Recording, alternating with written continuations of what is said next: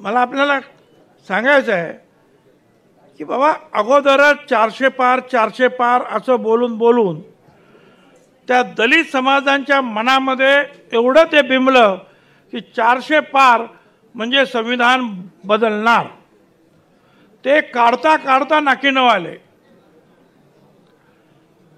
मोदी साहेब स्वतः एका चॅनलवर 15-20 मिनिटं सांगत होते की असं होणार नाही, असं होणार नाही, संविधान बदलणार नाही, संविधान वर्ष आम्ही साजरं करणार आहोत वगैरे वगैरे. परंतु डोक्यामध्ये ही गोष्ट जेवढी खोलवर गेली होती त्याचा परिणाम जो आहे हा आपल्याला राज्यातील या मागच्या निवडणुकीमध्ये लक्षात आला असेल. आता ते कुठे संपलं नाही तर मध्येच हे आलं की आता शाळांमधून सुद्धा मनुस्मृती येणार आहे.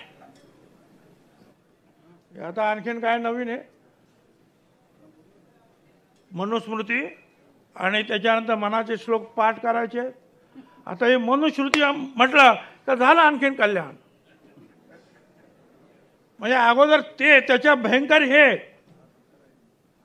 कारण आम्ही तर जे आहे चातुर्वर्ण्य आम्हाला मान्य नाही म्हणून आम्ही मनुस्मृती जाळलेली आहे.